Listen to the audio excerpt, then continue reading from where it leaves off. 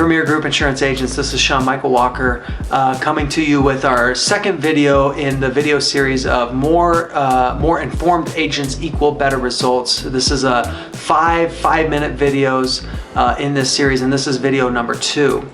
In this video, we're going to address a few topics, but I want to start out by talking about the comparative rater and how the comparative rater works in our agency. Ultimately, a comparative rater was created to make the life of an independent insurance agent easy. It was the Travelocity of the insurance industry, right? Punch in the information once and figure out where everybody lies within at least the price point spectrum, right? I'm sure everybody's heard this before, but think about when you're booking a flight down to San Diego or wherever you go. When I book a flight down to San Diego, the first two that come up are two airlines that I refuse to fly. They may be the cheapest, but they're just airlines where their service is not consecutive. They push flights back, they cancel flights, they do things that as the consumer I don't want to get entangled in. And then the third one usually comes up as Southwest, and I love Southwest, so I go, yep, that's the one, and I'm willing to pay more for that one because I know as a consumer I'm going to get the flight experience that I want to get as a consumer booking that flight. It's important to note that the comparative rater is a lot like the same thing, right? We punch in all the information, it comes back with all the rates, and then we get to choose as agents where we direct that business. And my concern is that we become beholden to the tool as opposed to direct or give the directive to the tool how we're going to function. In other words, we tweak our sales process because we have this really amazing tool, as opposed to creating the sales process that we want to create and directing business where we want to direct business, and using the tool the way we want to use it as opposed to having the tool be used upon us.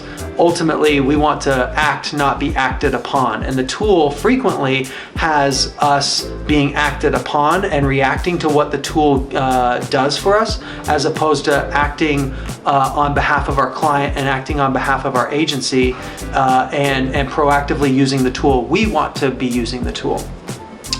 This often is referred to as the carrier algorithm trap.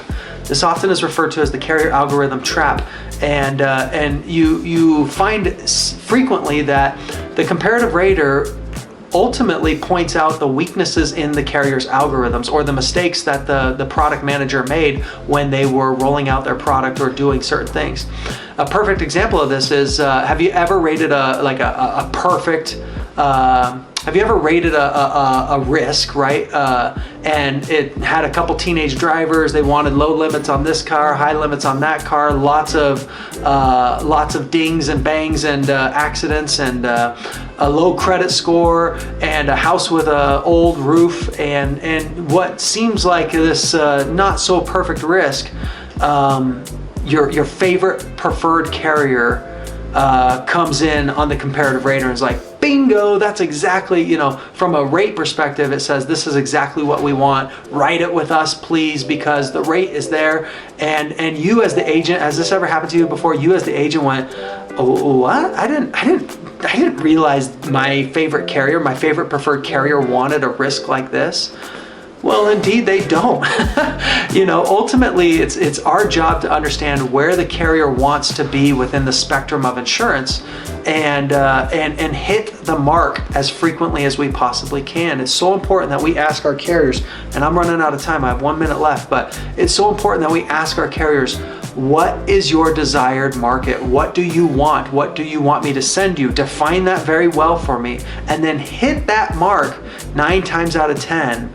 19 times out of 20 hit that mark. And also understand, ask your carriers, understand very well, when can I get outside of your desired risk? How far outside of that desired risk can I go? And how frequently would you like to see me or not like to see me get outside of that box? This is the topic of the carrier algorithm trap and how the comparative rater plays into that trap. We all look at the comparative rater as a wonderful tool. It is a wonderful tool, but it can also facilitate you falling into the carrier algorithm trap. And we want to point that out and make you aware of that so that you can consider how the comparative rater is either working for you or working against you in your agency to help you place business in the right place.